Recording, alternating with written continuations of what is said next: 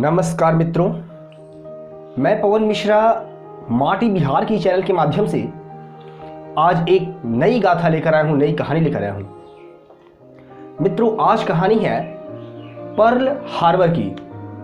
America के राष्ट्रपति ने बीते दिनों एक स्टेटमेंट दिया था जिसमें उन्होंने कहा था कि यह कोरोना अटैक पर्ल हार्बर और 9/11 हमले से भी ज़्यादा विभत्स है। तो आज हम जानते हैं कि पर्ल हार्बर का रहस्य क्या है। यह बात है दूसरे विश्व युद्ध की, जब जापान की बढ़ती हुई शक्ति देखकर अमेरिका ने उस पर कड़े आर्थिक प्रतिबंध लगा दिए थे और जापान का एक प्रतिनिधिमंडल अमेरिका आया हुआ था इन्हीं लगाए गए प्रतिबंधों पर विचार विमर्श करने और वार्तालाप करने के लिए।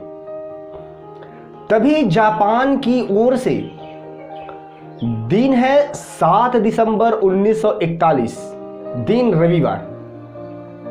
जापान की ओर से लगभग 80 छोटे जहाज आते हैं, बम वर्षक विमान आते हैं और अमेरिका के हवाई द्वीप का एक नौसैनिक अड्डा, जिस पर अमेरिका के बहुत बड़े बड़े युद्धपोतों और हवाई जहाज़ों को रखा जाता था, बम वर्षक विमानों को रखा जाता था, इन्हीं हवाई द्वीप के पर्ल हार्बर पर भीषण अटैक करते हैं और पर्ल हार्बर का पूरा नौसैनिक बेड़ा पूरी तरह से विध्वंस हो जाता है, नष्ट हो जाता है।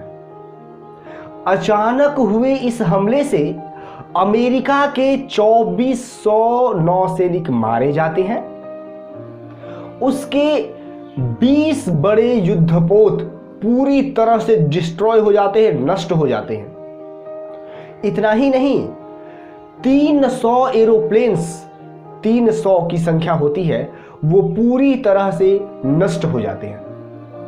अमेरिका पर हुए इस अकस्मात हमले पर अमेरिका कुछ भी नहीं कर पाता है, क्योंकि यह हमला एकाएक हुआ था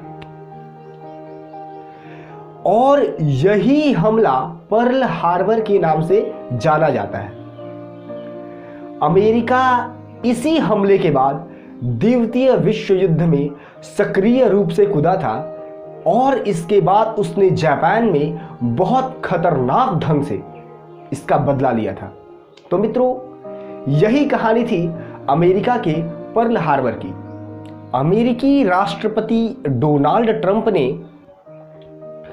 इसी पर्ल हार्बर घटना का जिक्र किया था और कोरोना वायरस के इस अटैक को उस अटैक से ज़्यादा विभत्स बताया था।